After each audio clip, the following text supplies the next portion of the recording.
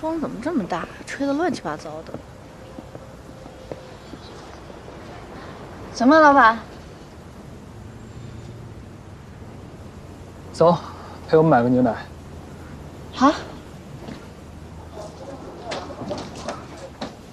你好，欢迎光临。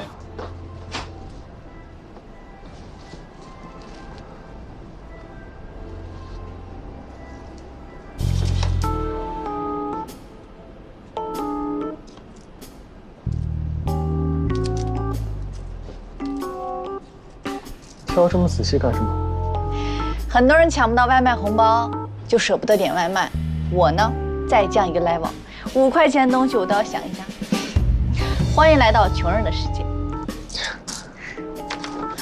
老板，我在便利店打过工，店长一般都会把快过期的食物放在前面，所以你拿后面的会新鲜一点。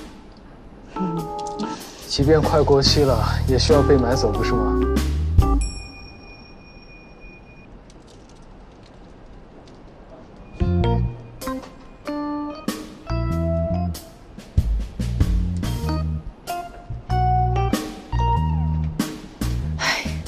明明是个心里很暖的人，干嘛总板着脸？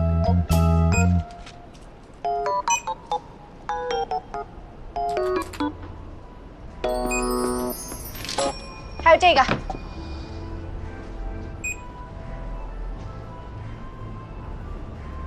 江小宁，晨晨，你怎么在这儿啊？之前一起打工那家店不是倒闭了吗？然后我就被调到这里了。你最近怎么样？我找到了一份正式的工作，在建筑设计公司。这么厉害啊？那你什么时候有空咱一起吃个饭？好啊，等我休息再说吧。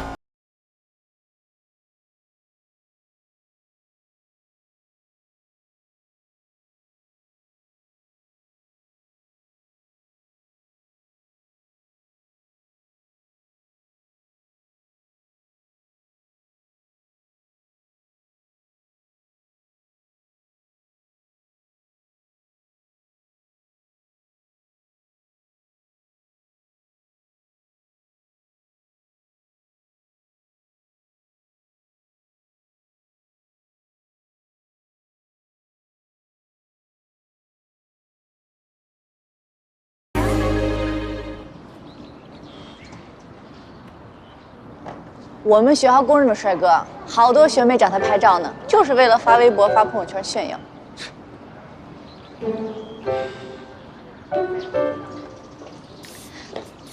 老板，你尝尝这个 Miko 小站的樱桃莓莓，超级正点。喏，我从来不喝这种没营养的东西。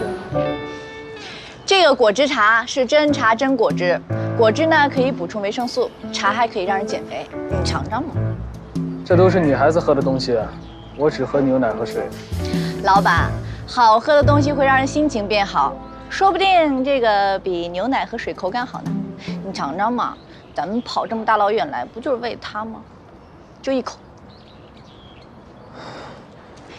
是这个东西啊？你尝尝，怎么样？就那样吧。